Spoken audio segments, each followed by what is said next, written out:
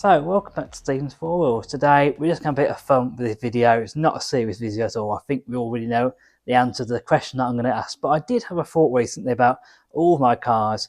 And I've never actually been in the back of most of my cars. I might have been in there to do some cleaning, some tidying up. I've never actually tried to get in and out of them and to actually sit in them for a little bit. So, we're just going to go today and see which one of my four cars is the worst to get in and out of the back of. So we'll start with this one because this is the simplest. Obviously, this SLK doesn't have back seats; it only has two seats. So I'm not going to I think I'm going to disqualify this car because it doesn't actually have back seats. Therefore, it can't really qualify for us to do this competition. It's a little bit unfair on it. So let's go and move on to the next car. So next up is the turn of the SL. Let's go try and have a look at the back of don't look a lot of with my legs already. It's not looking good, not looking good. But we'll give it a try. Oh, try and get me leg in. Right, there we are. I've never actually sat in the back of this car. Oh, right, well, we're in. I can't get it. And that's the position I drive in. I can't get it to my feet. Alright, we're still not going back. It's still not doing it. It hasn't clipped back in. Has it? No, actually, that has clipped back into place. I mean, look at my legs. And if someone else is in here as well, we don't absolutely know where to put our legs. Right, now I'm going to try and get out of it. Where's the lever? Right, so I have absolutely no headroom. I can't even get my fingers in there. I'm all having to crouch down a little bit. So it's fairly confined, to be honest. So this has now set the benchmark. Let's go to the Brera and let's see how bad or good that is. I'm going to try and get myself up and find a lever first. Oh, at least to see. Come on. Actually, it broke then. The seat back mechanism is broken. Oh god, how do I get in here? Oh.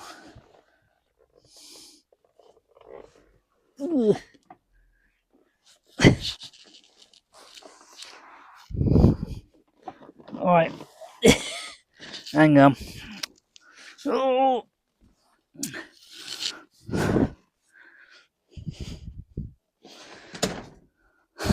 Look at that, mate. So elegant, didn't I? Right, so let's go with the Brera now. First issue that we have. Is it going to work today?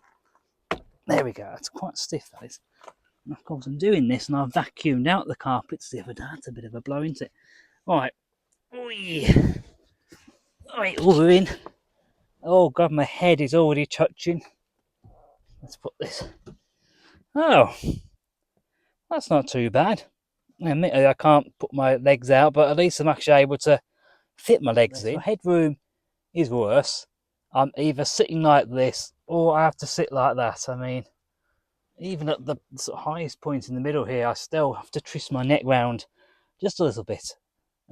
Yes, not easy to get in and out of though. There wasn't a seatbelt in the way that was in the SL. Headroom is worse, but legroom is better. I'm not sure if that's actually helping us in this situation, which is better or which is worse, to be honest. I've got to try and get out of the Brera now. Hopefully that was a bit easier. That leaves a bit sticky, to be honest. Just stick a little bit, so I'm glad I'm not stuck in here. Oh, hopefully in one. Whee! Yes, one sort of motion there. Alright, so finally, final test is going to be the B class. That was easy, wasn't it? Look at that. Nice lot of leg room. This seat is again set to how I drive, my seating position. To be quite frankly honest, I think you could park a double-decker bus in that gap compared to the other cars. And let's see how easy it is to get out of. Look at that. So I think the conclusion that we can draw from that is the SL is probably the worst car to get into and out of. It's also the car at least amount of leg room and the seat set at the position that I drive at. This car was worse for headroom, but it was okay for leg room, and it was okay to actually get in and out of. Obviously, we all knew that the B class was going to be the best cars to get in and out of, and most about leg room, headroom, and all that.